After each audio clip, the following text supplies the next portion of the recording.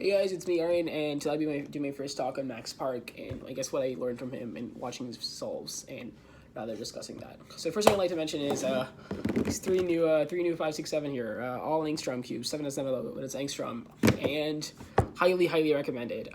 They are incredibly fast. You don't really feel the resistance, but at the same time, you don't overshoot, and you feel you can trust the cube, especially in higher pressure situations. I believe I haven't competed with these cubes yet, but I've tried to simulate nerves.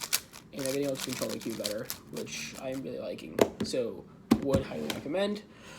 Okay, moving on. So, one thing I wanted to mention about practicing as a whole, and why I feel people like Max Park, Patrick Ponce are faster, as he mentioned Patrick mentioned in his interview, was that he focused this year a lot more on his main events. And he focused specifically on improving at them, as opposed to just repeatedly practicing and trying to drill in his basics. He really focused on improvement. So when I've tried to improve, I've largely just been doing one-time solves and trying to be efficient. And what I realized with bigger cubes is that my efficiency is actually probably top 3 in the world, honestly. I mean, Kevin, Felix, myself, yeah, I don't think anyone would top that in terms of efficiency. So I realized that there's not as much work to be done there. Half put in the effort, but when it comes to my flow, when it comes to my my turning style is good, but my turning accuracy and turning rather fluency does lack, and especially look ahead. I find decent options, but I don't exactly go from option to option or from piece of my solves effectively at all. So those are that is one of 2 things that I've learned from Max Park. So one is his turning style. He actually doesn't turn as fast as it may seem. If you look at his solves closely, he actually turns probably about this speed. Something along those lines. So nothing crazy, nothing like that. But his turning is non-stop. Like when he's doing a given part of his solve, he's always looking about 2 steps ahead. So he just never stops turning. And what exactly does that mean? How do you practice it? And I think this is coming back to fundamentals on, like we talked about on 3, when we talk about 3x3, the idea of you're averaging like 20 seconds and when it gets sub 20, you're like, okay, just do really slow solves with no pauses. And you'll break sub 20 like that. So when you're averaging 20 seconds, you'll see someone turn like this. You see an 18-second solver just turning like that. And I think we're coming bound back to that. So I actually started practicing this. I just started doing solves with like very slow turning and just making sure I don't have a single pause. And eventually I was able to build up, and I actually got a little faster by practicing that. And the key is just memorizing what you're doing, giving yourself enough time to memorize that, so when you go to the next step, you can look ahead well. Now, one of the caveats to Max's way of doing this is that he does compromise on efficiency.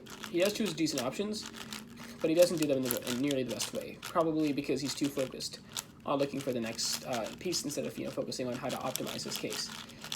So rather, I feel one thing that I can differentiate here is actually try to be more efficient than him. I guess this is more Felix Zemdijk style. But at the same time, I will need to be a little careful with how I do that, because I want to be efficient to the point where I can still continue with this method. So I'll be experimenting a lot with that. So that's one of 2.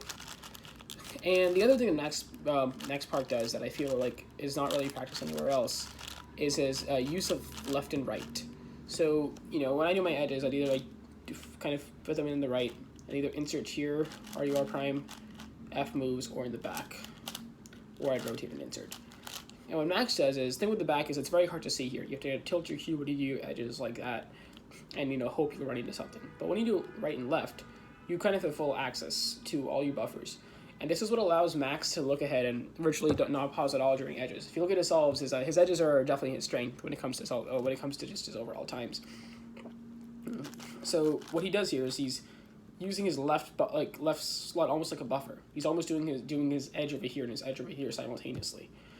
And rather, I've been working with this. I've been trying to work a lot more with my lefty inserts, see where they take me, and see exactly how Max does this. So yeah, he's very comfortable with the idea of a left slot, and this allows him to just use it as like an extra, almost like a free area of the cube. And as a result, also his finger tricks are when you're turning right, he doesn't have to use his entire hand, because he can just use he doesn't have to use his right hand for all moves. He can use his left hand a lot, and somewhat stabilized with his right hand. So this also allows for better more ease in turning.